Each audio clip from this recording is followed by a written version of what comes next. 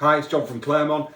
Just wanted to explain to you a couple of the ways that we've got of finishing brochures and booklets. Now, the most common way that we use, if I can find my sample here, we call this saddle stitching. So some people call it stapling, but it's really called, its proper term is saddle stitching. And the reason it's called saddle stitching is because it sits on a saddle as a finished item, and we stitch it just like you would with a sewing machine. So that's typically used newsletters, brochures, up to about sort of 40, 50 pages, 60 pages on some thinner stocks.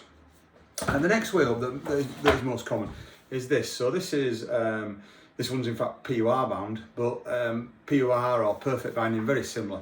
We create a book block, which is all the pages together, grind off the edge and insert glue at high pressure into the pages, and then clamp it down and wrap a cover, and it all stays nicely together. So that's ideal for when you've got lots of pages, gives you a nice flat finish and a nice square edge. Another technique that we use is called wire binding, and it's called wire binding because it's a wire that's just wrapped around and to bind the document together. This is great for manuals and things like that, things where you need to be able to spread the document open, where you might want to take notes and that kind of thing. It's really great for short runs where you're only doing half a dozen or even a few hundred. Getting any more than that, it gets quite expensive. So so that's wire binding.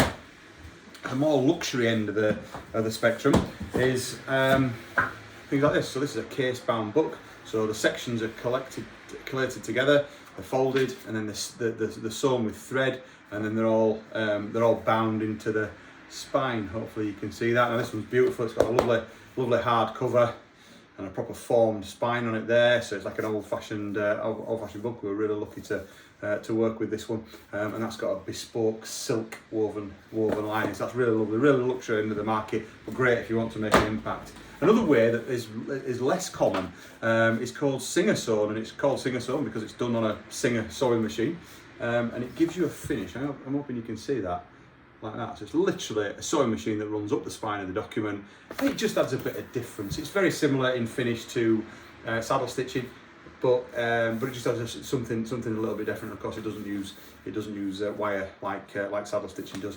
So that's a few ways of binding your brochures. If you need any more information, please contact us. Details are below. Feel free to read some of the other blogs and let us know your thoughts. Thank you.